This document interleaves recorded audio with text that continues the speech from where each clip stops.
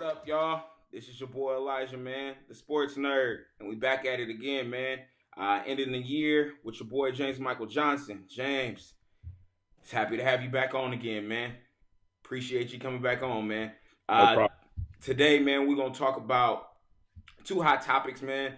One being the Lavar Ball situation, him taking Lamelo out, as well as taking Leangelo out of UCLA, as well as Chino Hills High School. So we want to talk about that, as well as him, trying to start up his new junior basketball association. And then as well, since we have James on the show, man, I want to be able to talk to him and get a perspective from the athletes. And we want to talk about something, man, and we'll get to that when we get to that point. But let's get into this first topic, James. Man, what is your thoughts, man, on him taking his youngest son, Leangelo, out of Chino Hills, as well as his other son taken out of UCLA, man? What's your perspective on all this, man? Man, I don't know. Like Laval he kind of like he kind of rubbed me the wrong way sometimes, just because like I just feel like as a dad, like why would you take your sons out of high school? Like your youngest son, like high school is a great time, you know what I'm saying? And you're only a junior, like sometimes like I wanna rock when I want to support him, but then he just does. Sometimes I'm like, bro, why? Like why are you? Like okay, I get it. You know, stuff happened with even with Jello, like him stealing, and then like the stuff that he said about Trump not helping. I'm like, nah, man, you got to give credit where credit is due. Your son would have been in jail in China, bro. Like Hey, yo, that ain't a that place you ain't want to jail. be. That ain't jail in L.A. That's jail in China, bro. Like that's a big deal. You want to get out of there. So he got your son out of that situation. I would thank that man. I don't care what happened. I don't care if you don't like his politics or whatever. You gotta give a thank you. Like so that stuff like that, and then like taking his son out of high school, I'm like, why? Like, you know what I'm saying? Like, let your son play. Let him be kids. But I understand the hustle. I understand he's trying to build a brand. He's trying to market his kids. He's trying to do things that other parents aren't doing. I respect all of that. But some stuff I'm just like, you gotta let them be kids, man. I definitely understand that, man. I think I'm on the same board. Like even me, man, I subscribe to his, their little show on Facebook. You know what I mean? Just to support, even though I might not watch it, I still am gonna subscribe because I know when people do subscribe, it does help you out, with For that. sure. You know what I'm saying? And you talk about, his son from UCLA. I mean that he didn't really have that much pro stock. You know what I mean? If you go and you have the GMs and what they've said about him, he was not the pro stock. Like he was gonna play overseas anyway, but the youngest son in Chino Hills, man, Leangelo, like he was supposed to. He has draft stock. You know what I mean? Coming from where he was at, and everybody wanted to see him in college because they wanted to see, what he was gonna do on the college standpoint. I think, in all honesty, again, coming from a Laker fan, I think the youngest son is the best out of the three. I think he has the most skills. I think he's seen Lonzo make his mistakes. I think he's seen the middle brother make with Jello making the mistakes. He knows how to learn from that. You know what I mean? He's not gonna make the same mistakes. That's why his game is gonna be a little bit different because what Lonzo can do. I think he's the better round athlete in regards to shooting, in regards to being able to distribute. The only thing that they all suck at is defense. I mean, I'm just looking at it from the standpoint. That's only because of AAU ball. You know what I mean? AAU ball is a little bit different than when it was when So we were playing. You know what I'm saying? yeah. Now it's just cherry pick. Push, push, push, and that's what we're going like that. But it's not really bad. I mean, not really the basketball that you're gonna see in college and stuff like that. So The one thing that I will say, one thing I like, in regards to him pulling out, I get why you do it. You're not trying to let somebody, I would say, not order you around, but dictate your moves. You know what I mean? That's your kids. You make your decisions for your kids. They came from you. You're gonna do what you need to do. But there's times where I'm just like, yo, like, you didn't need to do that, man. You literally got the youngest son has a shoe deal. Either way, he wasn't going to be able to play in college ball because you made a shoe for him. For what? I have no idea. That makes no sense. You could have waited until he was after, yeah, just like Alonzo did. You know what I'm saying? So it's just yeah. like you said, little things like that to get to the point where you just like, come on, man, like you're not making good decisions for your family in the Nah, future. You know what I nah, mean? man. You're But doing too much. I mean, I don't know. I mean, so as a father, give me your perspective as a father. You know what I mean? You are a father, just starting out in the game, but you still have a father perspective. You know what I mean? So as a father, how do you feel in that regard? You know what I'm saying? From a father perspective. I mean, I just feel like a lot of things, even with your kids, like you gotta let your kids make mistakes, and I just feel like with if that was my son, if Jay was out there, you know what I'm saying, stealing in China, you know what I mean, I'm just gonna be like, look, like bro, like the school gave you a 1 year suspension. I felt like that was harsh. Personally, I felt like a 1 year for stealing. I mean, I played college football with teammates that stole at bowl games and stuff like that. Yeah. So it's like that's happened. But a couple games, yeah, but a whole year for stealing, I thought it was a little harsh. But at the same time, I mean, me personally, I would have just respected it. I'd have been like, look, you know what I'm saying? That's what happens. There's a consequences. If you wanted to make that decision to steal, you know what I'm saying? You're going to deal with these consequences and teach him to understand that. Because I feel like if he just relying on the fact that my daddy's going to do this and my daddy's going to take me out of here, my daddy's going to save me, like, you're a grown man. You know what I'm saying? You're 18 years old. You're not 15. You're not a little kid. Your daddy can't save you all the time. So I know that's my prayer. I feel like you need to let him learn the hard way sometimes. I mean, I feel in regards to him, like you still. So I think it was some Louis Vuitton glasses or something like that. It's just Yeah, it's like, kind of yo, stupid. bruh, you just got. I mean, the little one just got a Lamborghini. I think you just got a car too. Like everybody got cars. You tell me you can't pay for these glasses? There's Yeah, no reason Lonzo for could you have to. bought them for you. You know what I'm saying? Like there ain't no reason for you to steal these glasses. It's just it wasn't a good decision. But I still think, like you said, I think it was harsh. In regards to that, we've seen people, still at bowl games and stuff like that, but was only suspended one game. After the fact, it wasn't like they were suspended. Due to the. I mean, you could say football and basketball. There's more games in basketball than there is football, but still at the same time, even if you would have suspended them 3 games, it's okay. They would have still had more games to be able to make up their stock. In regards to him, you could have suspended him for all 3 of them. You could have suspended them all of the non-conference games and let them come back during the conference games. Conference True. games, tournament, you know what I mean, Yeah. stuff like that would have been a lot better where they can have been Yeah. able to, still get their stock up and stuff like that. Because I think they're not even going to be able to use a red shirt or anything like that because of the situation with them stealing. So I mean, we'll see. I mean, I don't necessarily know. I just kind of going from that point. But again, lastly with this subject too, he also has came out saying that he wants to start this own junior basketball association. Where he wants to get the basketball players that don't want to go to college. That he's willing to pay them between $4,000 to about $10,000. How do you feel about that, man? Like, I mean, we know plenty of people, especially that came from our area, that this would have been a perfect entity for them because most of them didn't want to go to college or didn't have the grades to go even go to or stay in community college, but it would have been good for Mm-hmm. them to start it.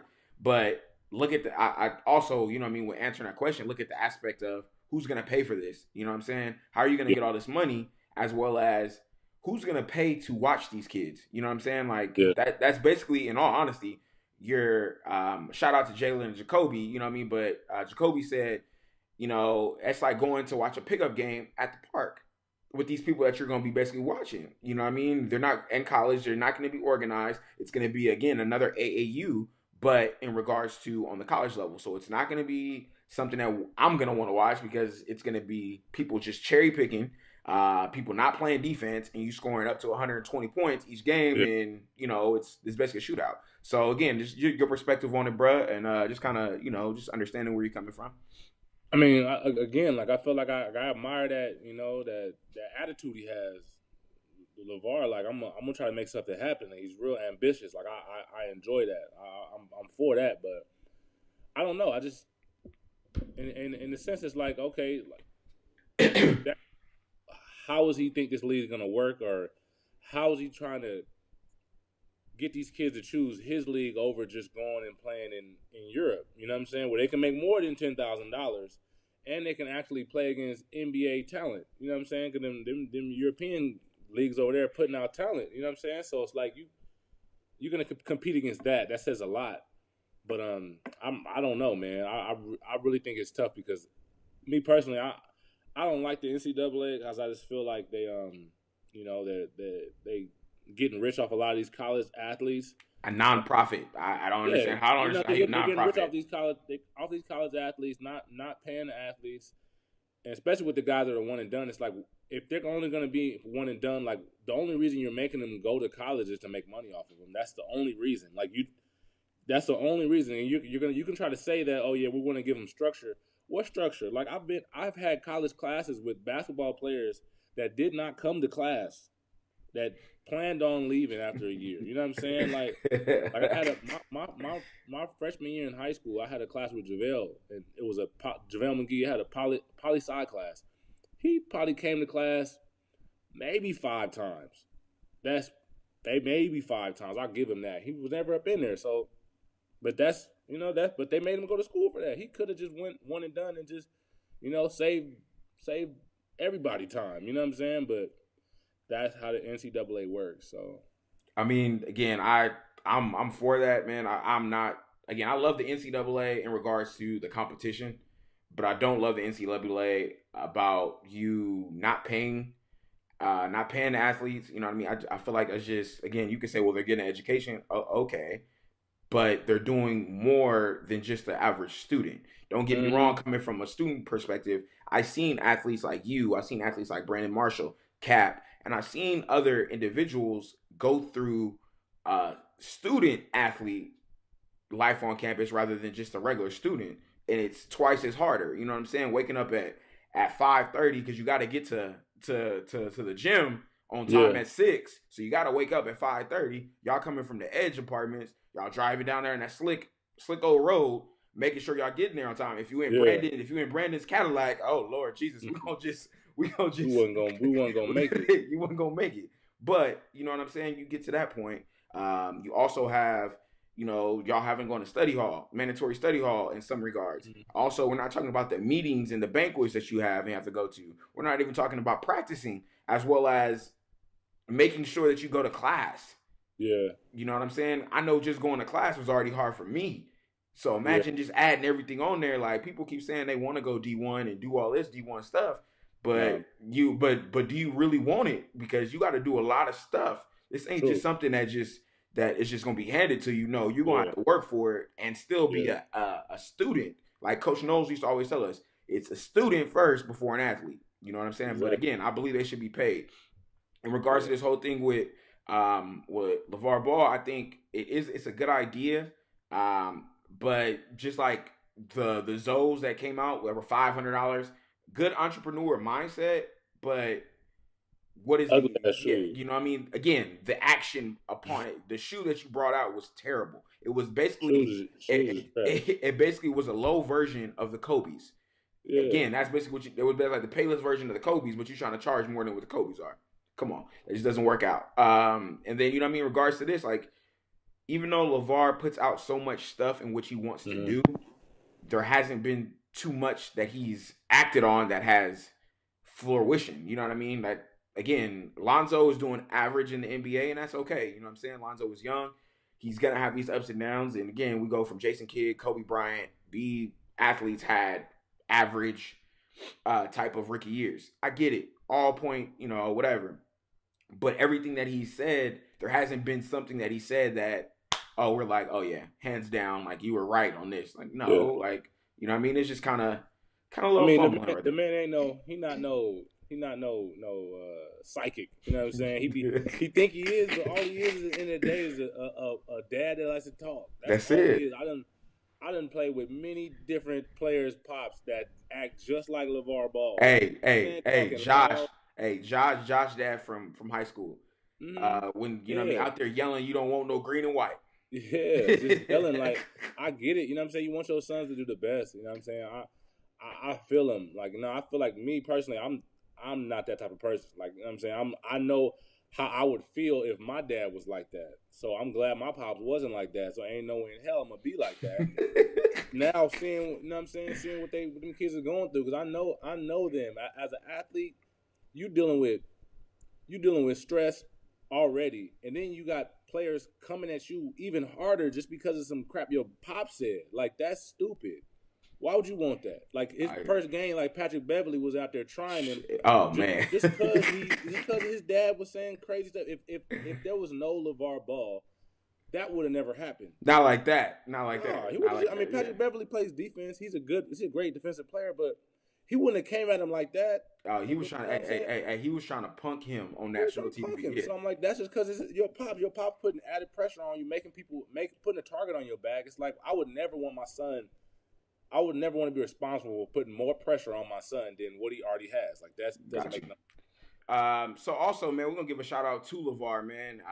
Just the things that he's doing in regards to his kids, man. There's a lot of people out there that don't even step up to the plate, man. And just the things that he's done, he has his kids back. He's also a great father out there to some of the kids out there in Chino Hills, you know, working with them, you know, True. training them and doing a lot of things out there, you know, for them. So, man, it's much respect to him. I just wish he would have more results in the things that he's saying and not do so much outlandish stuff. But again, man, he's a Stop grown with the man and he gonna do what he want. You know what I mean? Say at the end stop of with the the buffoonery. day. That's what it is. It's buffoonery. Like when he was on First first take take. talking about he beat Michael Jordan. I'm like, dog, stop it.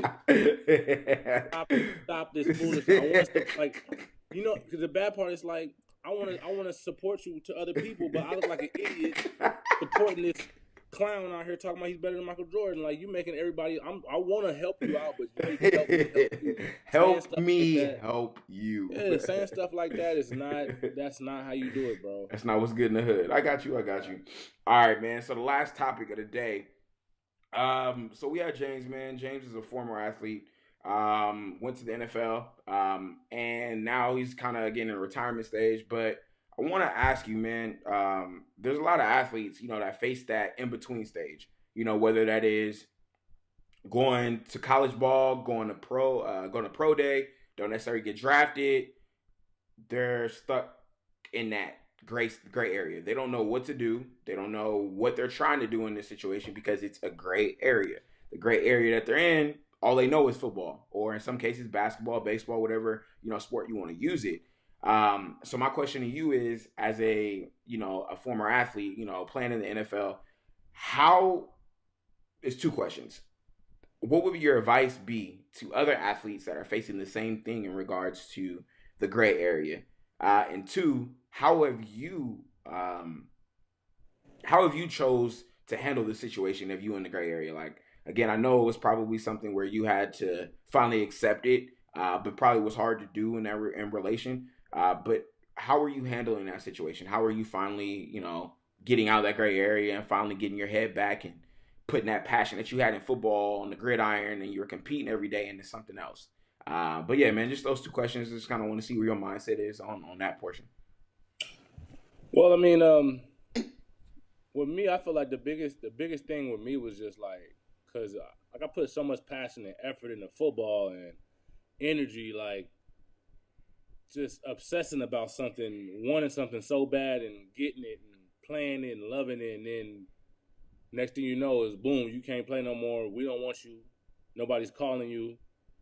You know what I mean? Like that can hurt your pride a little bit, and you kind of think like, damn, like you love something, but it could be taken from you like that. You know what I mean? It's like then you kind of think about, okay, what did I love about this, or why did I care about it so much that it can be taken from me like that? So it kind of changes your perspective on like things you really care about in life, like you know what I mean. So I just kind of switched it up a little bit, but then I felt like any advice I could have to anybody, I felt like with me in general, I had to find something that I wanted to actually put the same amount of effort and energy I put into football. Because I feel like anybody as an athlete, if you were an athlete, not even at the college level, at a high school level, if you understand putting anything to the side that's not important and focusing on something and then actually seeing the results of that, I feel like that's what sports bring out of people. So I feel like anybody who is a professional athlete, you know how to do that to the highest level. You know what I'm saying? You know how to X out all the distractions, put whatever's important to you, and set goals consistently and achieve those goals. So I feel Mm-hmm. like if you can just do that with regular life, whatever, if you want to be a damn garbage man, you know what I'm saying? Whether you want to be a plumber, whatever you want to be, a business owner, you set them goals and attack it the same way you attack playing football, basketball, and baseball, nobody's gonna stop you. In my mind, from the people I know who are transitioning out of the game and who helping me and talking to me about stuff like that, they all say the same thing. It's just all about finding another passion. You know what I mean? And the good part about this is like, okay, like I'm 28. You know, I was playing in the league for 4 years, playing football since I was in high school. So it's like that's a short time. You know what I mean? That's really only like 10, maybe like 14 years.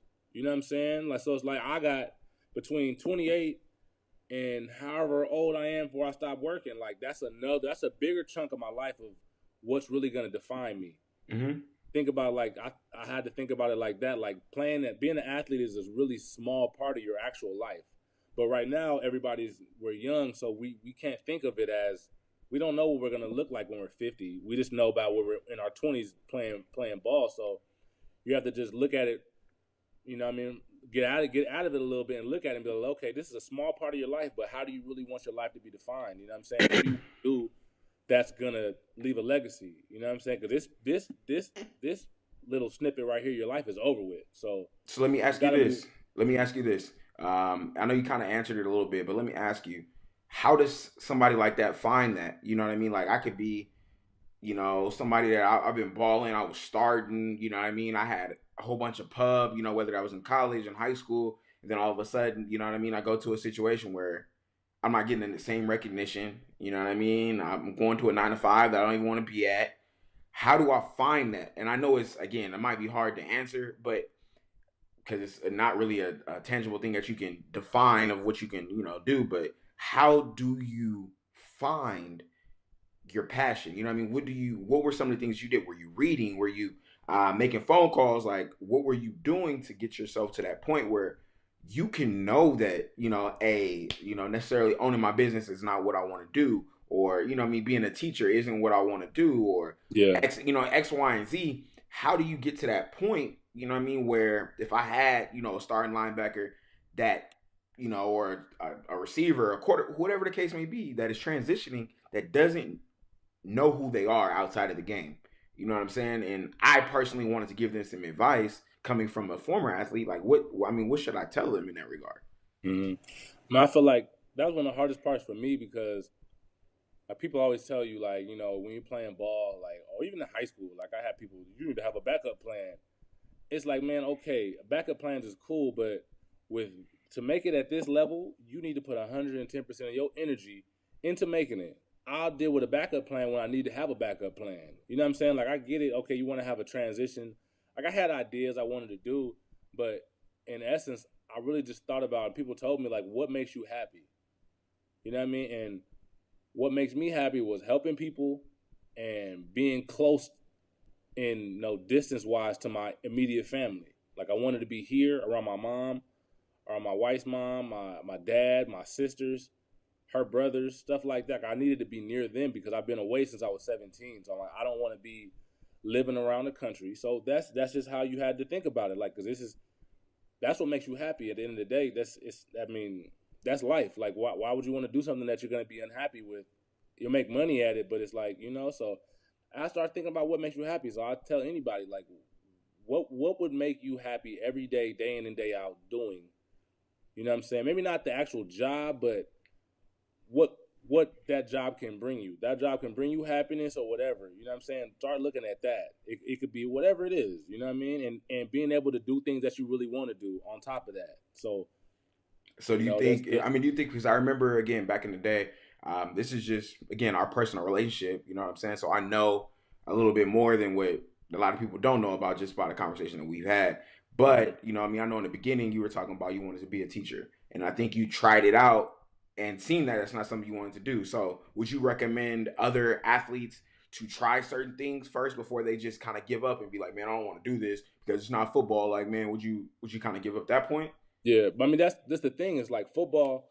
There's nothing in the world, nothing that can compare to running out in front of 60,000 people, screaming, people hating you, people booing you, people Boise throwing crap State, at you, people Boise talking about you. State. Yeah, you can't. You're never gonna be able to simulate that. So if you go through life wanting that, you know what I'm saying? You're gonna be looking for a long time. It's not gonna happen. So it's not gonna happen. So you need to be able to just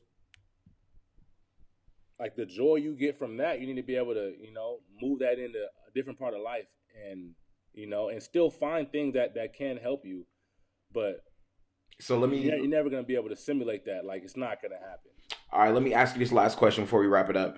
Um, in regards to money wise, a lot of athletes come out of a situation where they're like, damn, like I'm not making the same money that I was before. Like I don't want to do this. Like man, I'm not Yeah. making what I was making, when I was a Ram, or I'm not making the same money when I was doing X, Y, and Z. What is your suggestion in that situation? Again, you have athletes coming out that were 3-4 years, in the league and whatever, that they're transitioning and they're like, damn, like this is not the money that I'm used to.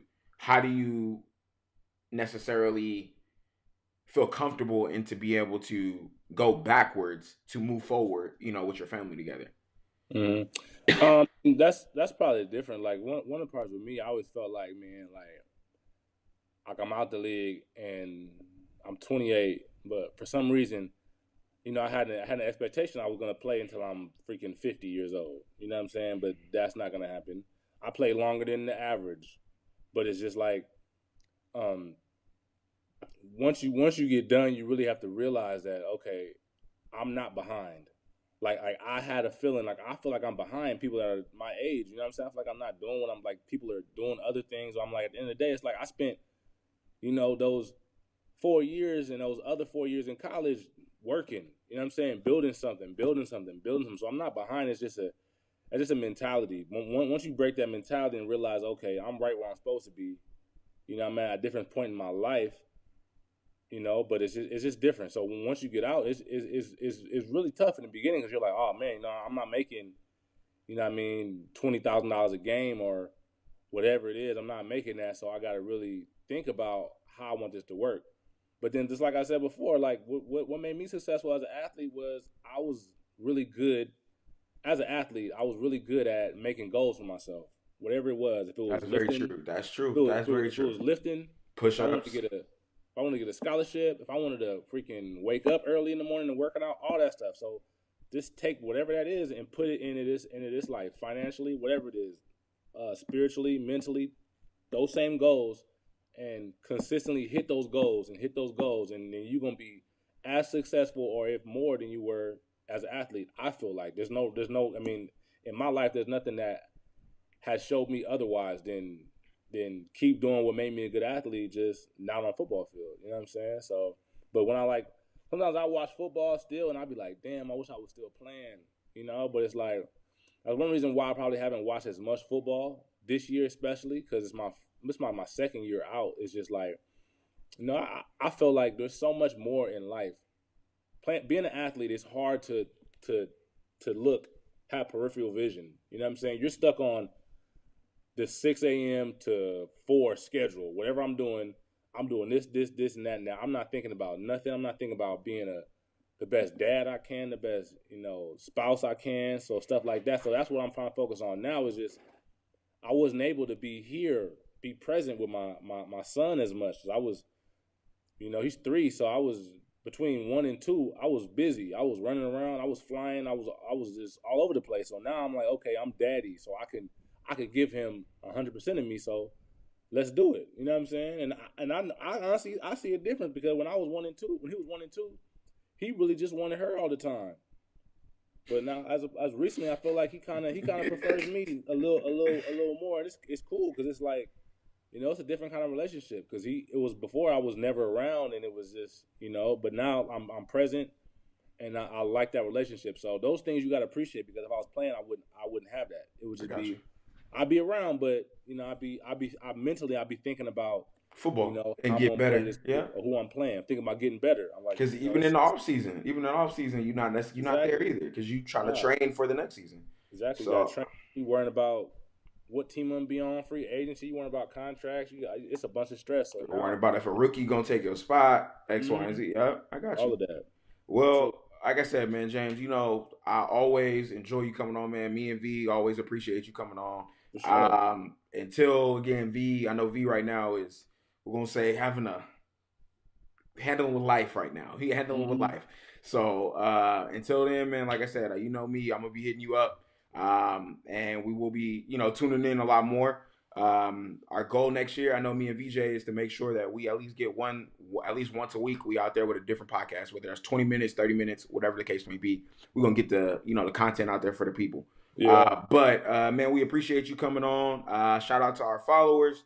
Shout out to my sister for the new headphones for Christmas. You know what I'm saying? Okay. She know your boy needed something for the new, for the new podcast, man. So Got shout the out to extra her. large joints. Hey, you already know, man. Hey, gotta keep a studio, baby. Keep a studio in there.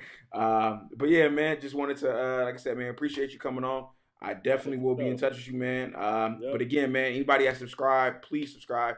Tell a friend, retweet, do everything you can, man. Get on social media, put it out there for us, man. But hope you guys have a good rest of the year. Finish strong, man. Come up with them 2018 goals. Attack them and do what you can, man. From yours, from Elijah and V, James, we appreciate you being on, and everybody else from My Brother and Me podcast, man. Hey, we'll see y'all later.